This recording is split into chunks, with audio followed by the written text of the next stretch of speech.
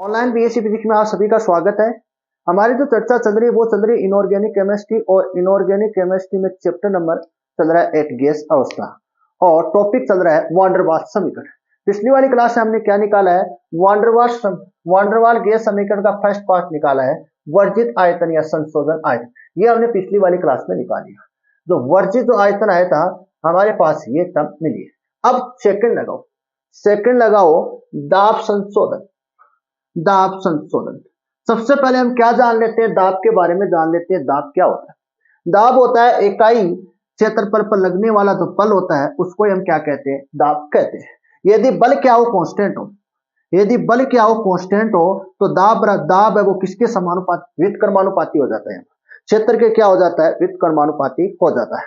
अगर यहाँ पर क्या हो, बल है, जो बल है वो क्या हो जाता है, कांस्टेंट हो। बल यहाँ पर क्या हो, नियत हो। नियत है तो यहाँ पर दाब है वो किसके समानुपाती हो जाता है, क्षेत्र के समानुपाती। क्षेत्र के समानुपाती होने का मतलब है यहाँ पर जो दाब है वो किस पर निर्भर करेगा, क्षेत्र पर निर्भर करेगा। क्षेत्र यहाँ पर क्या है, बटे में है। अगर यहाँ पर क्षेत्र अधिक होगा तो दाब क्या आएगा, कम आएगा। कम क्यों आएगा, क्योंकि जैसे मैं आपसे देखूं, अगर क्षेत्र 2 है तो मान कितना आएगा, 0.5 आएगा। कितना आएगा, 0. क्योंकि बल तो क्या है, कांस्टेंट है। अगर बल को कांस्टेंट मान लेते हैं 10 न्यूटन, 10 न्यूटन हमने बल को क्या मान लिया, कांस्टेंट मान लिया, तो यहाँ पर आप 10 लगाओ तो कितना आएगा, सिर्फ 2 आएगा। कितना आएगा, 2 आएगा।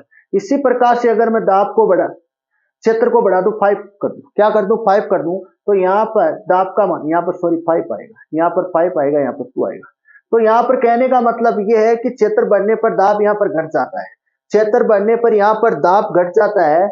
और हम किसकी बात कर रहे हैं, हम गैस की बात कर रहे हैं। किसकी बात कर रहे हैं, गैस की बात कर रहे हैं। और गैस में हमने क्या माना है, आयतन लिया है। क्या लिया है, आयतन लिया है। तो क्षेत्र के स्थान पर आप क्या पुट कर दो, आयतन पुट कर दो। क्षेत्र के स्थान पर आप क्या कर दो, आयतन पुट कर दो। अब देखो, आयतन बढ़ने पर दाब घटेगा या बढ़ेगा। सर आयतन बढ़ने पर दाब है वो घट जाता है। आयतन बढ़ने पर दाब घट जाता है तो वास्तविक गैस का जो आयतन होता है वो अधिक होता है। ये हमने पिछली वाली क्लास में पढ़ा है।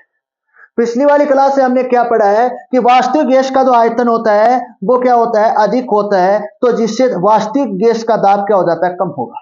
जिससे वास्तविक गैस का दाब सर कम क्यों होगा, क्योंकि सर वास्तविक गैस का जो आयतन है वो क्या होता है, अधिक होता है। अगर आयतन अधिक है तो दाब सीधा सा क्या हो जाएगा, सर कम हो जाएगा। कम क्यों हो जाएगा, क्योंकि दाब है वो आयतन के क्या होता है, व्युत्क्रमानुपाती होता है।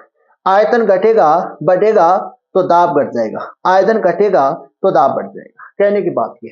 तो हम ये पॉइंट लिख सकते हैं, यहां पर हम पॉइंट लिख सकते हैं। आदर्श गैस का दाब, आदर्श गैस के दाब को मैंने किससे लिखा है, पी आई से लिखा है। किससे लिखा है, पी आई से लिखा है। आदर्श गैस का दाब, वास्तविक गैस का दाब, वास्तविक गैस के दाब को मैंने किससे लिखा है, कैपिटल पी से लिखा है। किससे लिखा है, कैपिटल पी से लिखा है। तो आदर्श गैस का जो दाब है वो वास्तविक गैस की तुलना में क्या होता है, वास्तविक गैस की तुलना में क्या होता है, अधिक होता है। अधिक सर क्यों होता है, क्योंकि वास्तविक गैसों का जो आयतन है वो अधिक होता है। अगर आयतन अधिक है तो दाब क्या होगा, कम होगा। अब यहां पर देखो, पीआई किससे व्यक्त करता है, आदर्श गैस के दाब को व्यक्त करती है। और कैपिटल पी किसको व्यक्त करती है, वास्तविक गैस का दाब को व्यक्त करती है। और यहां पर हमने स्मॉल पी लिया है, किसके लिए है, संशोधन किया है। मतलब यहां पर वास्तविक गैस का जो दाब है वो क्या है, यहां पर कम है। यहां पर इन दोनों को बराबर करने के लिए मैंने क्या किया, वास्तविक गैस में ऐड किया तो ये दोनों क्या हो जाएंगे, बराबर हो जाएंगे। एडादस और आरादस क्या आ जाएगी, बराबर आ जाएगी। ये हमको लेके आना। अब हमको क्या निकालना है, हमको ये मान निकालना है। हमको क्या निकालना है, संशोधन दाब निकालनी। क्या निकालनी है, संशोधन दाब। ये जो दाब है ये कौन सा दाब है, संशोधन दाब है। कौन सा दाब है, संशोधन दाब है। अब ध्यान से सुनो, ये मैंने क्या रख रखा है, ये डब्बे में मैंने क्या रखा है, कोई बर्तन है। इस बर्तन में क्या भरी हुई है, गैस भरी हुई है। इस बर्तन में गैस भरी हुई है और इस बर्तन में मैं क्या कर रहा हूं, गैस के 3 कण ले रहा हूं। इस बर्तन में मैं क्या कर रहा हूं, गैस के तीन क्या ले रहा हूं, कण ले रहा हूं। और तीनों गैसों का जो द्रव्यमान है वो क्या है, एक समान है। तीनों गैसों का द्रव्यमान है वो क्या, एक समान है। यहां तक आपको कोई किसी प्रकार की क्या नहीं होनी चाहिए, प्रॉब्लम नहीं आनी चाहिए। और इन गैसों पर क्या आरोपित हो रहे हैं, दाब लगा रहे हैं। कौन लगा रहे हैं, और तो बाकी की जो गैस है इस गैस पर क्या लगा रही है, दाब आरोपित लगा रही है। मतलब सभी दिशाओं में क्या लग रहा है, इस पर दाब लग रहा है। सभी दिशाओं में दाब लग रहा है तो दाब कौन सी राशि होती है, सर दाब कौन सी राशि होती है? सर दाब है वो सदिश राशि होती है। कौन सी राशि होती है? दाब सदिश राशि होती है। जो इन गैस पर है, जो गैस के कण है, इन पर क्या लग रहा है? दाब लग रहा है, समान परिणाम का दाब लग रहा है। कैसा दाब लगा? समान मात्रा है, समान परिणाम का दाब लग रहा है। और दाब कौन सी राशि होती है? सदिश राशि होती है। तो एक दूसरे के क्या विपरीत दिशा में लग रहा है। ध्यान से देखना, विपरीत दिशा में लग रहा है नहीं लग रहा है? ये इसकी डायरेक्शन है और इधर की ओर डायरेक्शन है। और ये जो यहाँ पर जो कण है वो इधर की ओर लगा रहा है और यहाँ पर जो कण है वो इधर की ओर लगा रहा है, मतलब विपरीत डायरेक्शन है। और परिणाम क्या? एक दाब का जो परिणाम है वो एक समान है। तो ये क्या हो जाएगा? परिणामी दाब क्या आएगा? यहाँ परिणामी दाब यहाँ पर 0 आ जाएगा। 0 क्यों आ जाएगा? क्योंकि जो दाब लग रहे हैं वो क्या लग रहे हैं? एक दूसरे के विपरीत दिशा में लग रहे हैं और समान परिणाम के लग रहे हैं। क्या लग रहे हैं? समान परिणाम के लग रहे हैं। तो दाब है वो कौन सी राशि होती है? सदिश राशि होती है। तो यहाँ पर जो यह परिणामी जो दाब रहेगा वो क्या रहेगा? शून्य रहेगा। इसी प्रकार से इस पर देखो आप, इस पर ही क्या लग रहा है? सभी दिशाओं में दाब लगा रहे हैं सभी गैस। क्योंकि ये क्यों लगा रहे? क्योंकि यहाँ पर मध्य में आ गई, मध्य की बात है। मध्य में बर्तन में जितने भी जो कण होते हैं इन पर जो परिणामी जो दाब होता है वो क्या होता है? 0 होता है। अगर हम बात करें बर्तन के पास वाली, बर्तन के पास वाले कण की बात करें तो इस पर जो दाब लगेगा वो इधर वाले कण भी लगाएंगे। इधर तो कण है नहीं, केवल इधर कण है, जो इस पर क्या लगाएंगे? दाब लगाएंगे। यहाँ पर परिणामी दाब है वो शून्य नहीं होगा। यहाँ पर क्या नहीं होगा? सर यहाँ पर परिणामी दाब शून्य नहीं होगा। तो ये दाब किस पर निर्भर करेगा? ये जो दाब है इस पर जो दाब परिणामी दाब शून्य नहीं होगा, तो ये दाब किस पर निर्भर करता है? ये इंपॉर्टेंट चीज है। पहले हम क्या पढ़ लेते हैं? ये पॉइंट के बारे में पढ़ लेते हैं। ये पॉइंट क्या बताते हैं, तो ध्यान से सुनो। गैस के कण पर दाब अलग अलग होता है। गैस के कण पर दाब अलग अलग होता है, मतलब मध्य में दाब, कणों के जो कण मध्य में होते हैं उन पर दाब अलग होता है, और जो बर्तन के पास में होते हैं कण उन पर दाब क्या होता है? अलग होता है। हाँ, क्योंकि बर्तन के मध्य उपस्थित कण पर दाब अलग होता है तथा बर्तन के पास वाले कण पर दाब क्या होता है? अलग होता है। अब जो मध्य में उपस्थित जो कण है, मध्य में जो उपस्थित कण है, इन पर जो परिणामी जो दाब है वो क्या होता है? शून्य होता है। अगला पॉइंट ध्यान से सुनना, मध्य में उपस्थित कण पर दाब सभी दिशाओं में समान परिणाम का लगता है। सभी दिशाओं में क्या लगता है? समान परिणाम का लगाता है, समान परिणाम का लगता है। मतलब बर्तन में मध्य में उपस्थित, इस बर्तन में जितने भी मध्य में उपस्थित कण है उन कणों पर क्या लगता है? समान परिणाम का दाब लगता है। और हम जानते हैं कि दाब कौन सी राशि होती है? सदिश राशि होती है। अतः जो परिणामी दाब है वो क्या होगा? शून्य होगा। परिणामी दाब क्या होगा? शून्य होगा। परंतु बर्तन के पास वाले कण पर, किस पर? बर्तन के पास वाले कण पर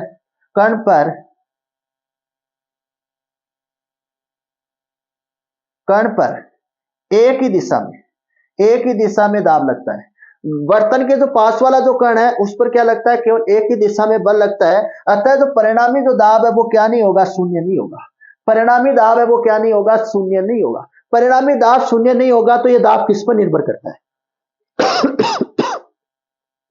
यह दाब किस पर निर्भर करेगा? यह दाब निर्भर करेगा, ध्यान से सुना, दाब P कण के वर्ग के व्युत्क्रमण। ये दाब है, दाब जो ये P है वो किस पर निर्भर करता है? ये निर्भर करता है कण के वर्ग के घनत्व के व्युत्क्रमानुपाती होता है।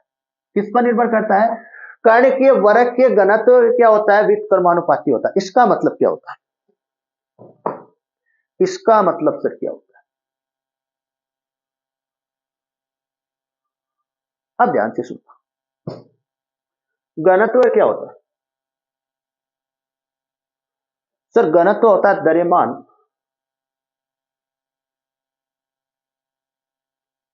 बटा आयतन। और मैंने आपको स्टार्टिंग में जो बोली है, लाइन बोली है, वो ये बोली है, सभी कणों का जो द्रव्यमान होता है वो एक समान होता है।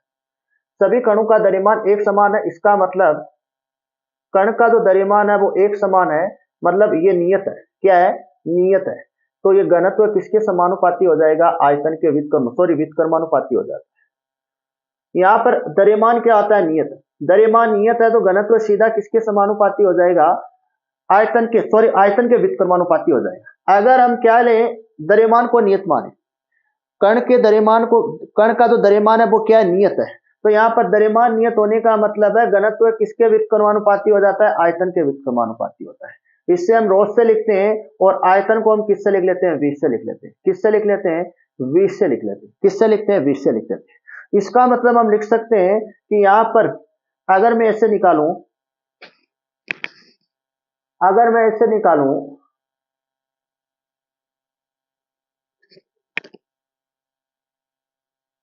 अब मैं ये लिख सकता हूं, नहीं लिख सकता। मतलब जो घनत्व है वो किस पर निर्भर कर रहा है, घनत्व किस पर निर्भर कर रहा है सर, बी पर निर्भर कर रहा है। किस पर निर्भर कर रहा है सर, बी पर निर्भर कर रहा है। घनत्व है वो किस पर निर्भर कर रहा है सर, बी पर निर्भर कर रहा है। अब ध्यान से सुनना मेरी बात, अब मेरी बात ध्यान से सुनना। यहाँ पर जो घनत्व के स्थान पर आप क्या ले सकते हो, बी ले सकते हो, आयतन ले सकते हो। यहां तक आपको ओके क्यों ले सकते हैं, क्योंकि अगर हम माने जो कण का जो द्रव्यमान है वो नियत है, कण का द्रव्यमान नियत है, इसका मतलब घनत्व किस पर निर्भर करेगा, आयतन पर निर्भर करेगा। आयतन बढ़ेगा तो घनत्व कम होगा, आयतन कम होगा तो घनत्व अधिक होगा, हम जानते हैं। तो हम क्या ले सकते हैं, घनत्व किस में परिवर्तन कर सकते हैं, आयतन में परिवर्तन कर सकते हैं। क्यों कर सकते हैं, क्योंकि ये जो घनत्व का मान है वो किस पर निर्भर करता है, आयतन पर निर्भर करता है। अब ध्यान से देखना, इसका समानुपाती चिन्ह, व्युत्क्रमानुपाती का चिन्ह होने का मतलब क्या है, व्युत्क्रमानु चिन्ह होने का मतलब है, यहां पर ध्यान से देखना, जो दाब है वो किसके व्युत्क्रमानुपाती होता है, रोग के व्युत्क्रमानुपाती। वर्क, वर्क घनत्व के क्या होता है, व्युत्क्रमानुपाती होता है। सर हम क्या माने, द्रव्यमान को नियत माने तो जो घनत्व है वो किस पर निर्भर करेगा सर, आयतन पर निर्भर करेगा। मतलब आयतन का मान बढ़ने पर, आयतन का मान बढ़ने पर मतलब कण का जो द्रव्यमान है वो बढ़ जाता है, कण का द्रव्यमान बढ़ जाता है। तो बढ़ने का मतलब है यहां पर कितना वर्ग हो रहा है, मतलब 2 गुना बढ़ रहा है। कितना गुना बढ़ रहा है, 2 गुना बढ़ जाता है। कण का जो द्रव्यमान है वो 2 गुना बढ़ जाता है, 2 गुना बढ़ जाता है। तो यहां पर दाब कितना गुना कम होगा, दाब कितना गुना कम होगा, यहां पर दाब 4 गुना कम होगा। कितना गुना कम होगा, 4 गुना कम होगा। ये बात आप, ये बात, इसका मतलब ये है, इसका मतलब ये वर्ग का मतलब है। यहां पर वर्ग यही बताता है कि अगर घनत्व है 2 गुना बढ़ाया जाए या 2 गुना कम किया जाए, अगर 2 गुना बढ़ा दिया जाए तो दाब 4 गुना कम होता है, अगर 2 गुना कम कर दिया जाए तो दाब कितना गुना अधिक हो जाएगा, 4 गुना अधिक हो जाएगा। इसका मतलब यह है। और कण के, एन कण की बात करें, किसकी बात करें, एन कण की बात करें, किसकी बात करूं मैं, एन कण की बात करूं, तो यहां पर एन भी क्या लग जाएगा, वर्ग के बराबर आएगा। ये आपको ध्यान में रखना है। ये टर्म एन कण की बात करूं तो यहाँ एन और अपॉन रो का स्क्वायर बन जाएगा। और यहाँ पर इस व्युत्क्रमानु चिन्ह हटने पर, व्युत्क्रमानुपाती का चिन्ह हम हटाएंगे तो यहाँ पर ये नियतांक आएगा, उसको क्या लिखेंगे, ए लिखेंगे। यहाँ पर ए क्या है, यहाँ पर ए क्या है, यहाँ पर नियतांक, व्युत्क्रमानु नियतांक क्या है, व्युत्क्रमानु नियतांक, जिसको हम क्या बोलते हैं, इसको बोलते हैं हम दाब में संशोधन। क्या बोलते हैं, दाब में संशोधन बोलते हैं। एक को यहाँ पर क्या बोलते हैं, दाब में संशोधन बोलते हैं। यहां पर पी हमने लिया है, ये दाब में संशोधन नहीं है, या मिटा दो। दाब में संशोधन यहां पर क्या ए है, यहां पर दाब में संशोधन हमने क्या निकाला, ए निकाला, ये है दाब में संशोधन। अब यहां पर ध्यान से सुनना, अब यहां पर ध्यान से सुनना, ये दाब में संशोधन,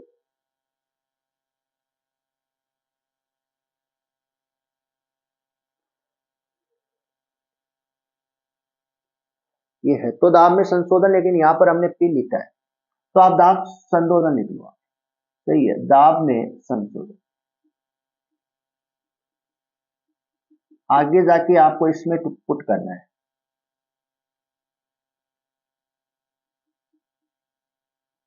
दाब में संशोधन। यहां पर एक क्या रहेगा, समानुपाती नियतांक रहेगा। क्या रहेगा, समानुपाती नियतांक रहेगा, जो किससे व्यक्त करेगा, दाब में संशोधन को व्यक्त करेगा। अब आगे देखना, घनत्व क्या होता है, यहां पर घनत्व होता है द्रव्यमान बटा आयतन, द्रव्यमान बटा आयतन।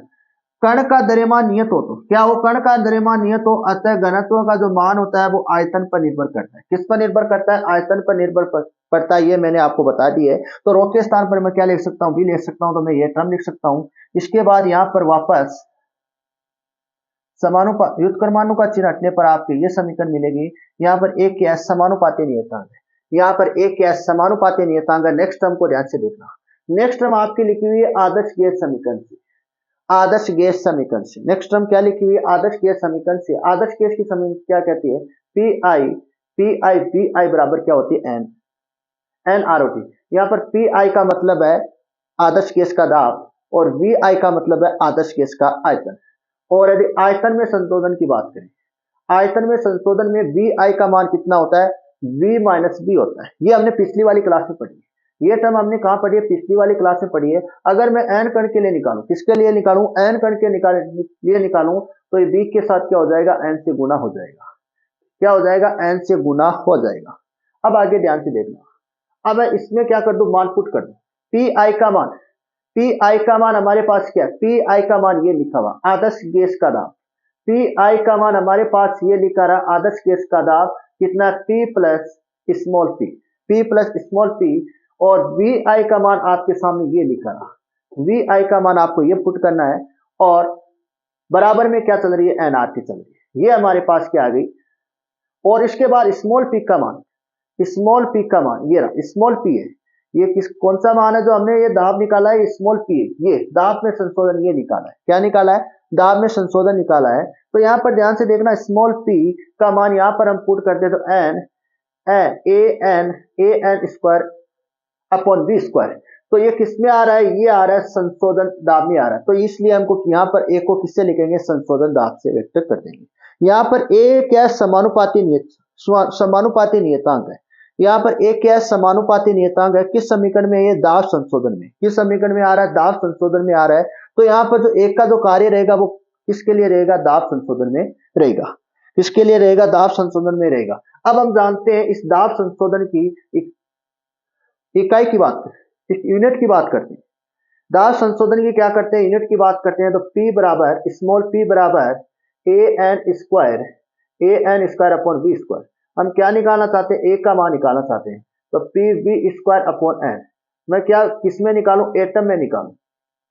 एटम में निकालेंगे तो आयतन को लीटर में लेते हैं, किस में लेते हैं, लीटर में लेते हैं। तो यहाँ पर वर्ग रहेगा। और एन को मोल में लेते हैं, मोल यहाँ पर एन स्क्वायर।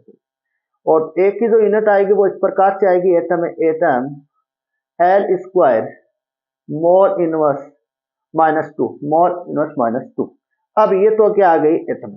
अगर हम बल में निकालना चाहें, किस में निकालना चाहें, बल में निकालना चाहें, तो बल में निकालेंगे तो दाब का जो मात्र क्या होता है, यहाँ पर पी क्या दाब है। और दाब आपके पास है, ये रहा आपके पास दाब। बल का मात्रक आप सभी जानते हो न्यूटन में, और क्षेत्र का मात्रक आप मीटर स्क्वायर जानते हो, क्या होता है, मीटर स्क्वायर। तो ये तो हो गया न्यूटन अपॉन मीटर स्क्वायर। और आयतन को क्या होता है, मीटर क्यूब होता है। आयतन की क्या होती है, मीटर क्यूब होती है। और मॉल मॉल स्क्वायर हो जाएगा। यहाँ पर ये कट जाएगा, कितना रहेगा सर, एक रहेगा। न्यूटन मीटर मॉल -2 इनवर्स -2 आ जाएगा। ये आपकी न्यूटन में आ गई, ये आपके एटम में आ गई। दोनों आपको उतारनी है। और यहां पर आर का मान आप क्या पुट करोगे, आर का मान, आर का मान आप यहां पर क्या पुट करोगे।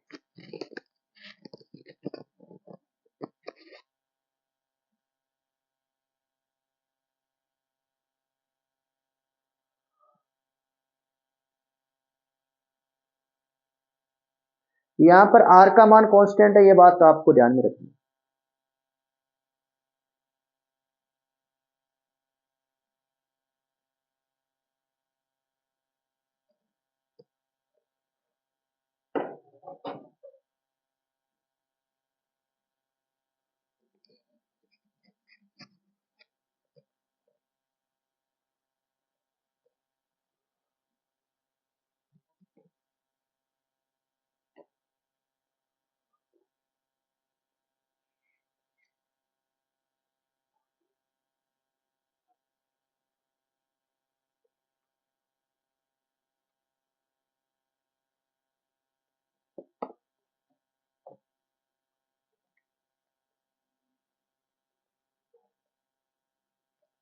यहाँ पर आप आर का मान क्या रखोगे, यहाँ पर आर का अगर इसमें न्यूमेरिकल आता है तो आर के स्थान पर आप क्वेश्चन में नहीं दिया हुआ होगा तो यहाँ पर लिखना 0.821।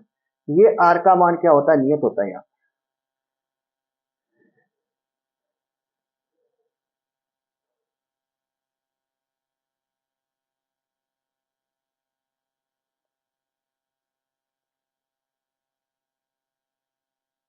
यहाँ पर आर है क्या, गैसीय नियतांक।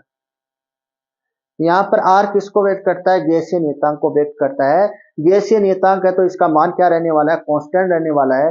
जो अगर कई बार आपके इसमें एक न्यूमेरिकल आ जाए तो आपको एक का मान दिया हुआ होगा, एक का मान यहाँ पर दिया हुआ होगा और एन का मान दिया हुआ होगा, बी का मान दिया होगा, पी का दिया होगा और इसमें टी का दिया होगा, लेकिन आर का मान दिया हुआ नहीं होगा। क्वेश्चन में आर का मान नहीं मिलेगा आपको, बाकी के सारे मान मिलेंगे। और इसकी आप प्रैक्टिस करना, क्वेश्चन की प्रैक्टिस करना, इसकी एक दो एग्जाम में आया हुआ क्वेश्चन निकालना, मान पुट करना है केवल समीकरण में और उसका हल करना है, भाई केवल इतना ही करना है, मान रखना है और जोड़ बाकी गुना भाग करना है और कुछ नहीं करना है। इसके बाद हम नेक्स्ट टॉपिक पढ़ेंगे अगली क्लास।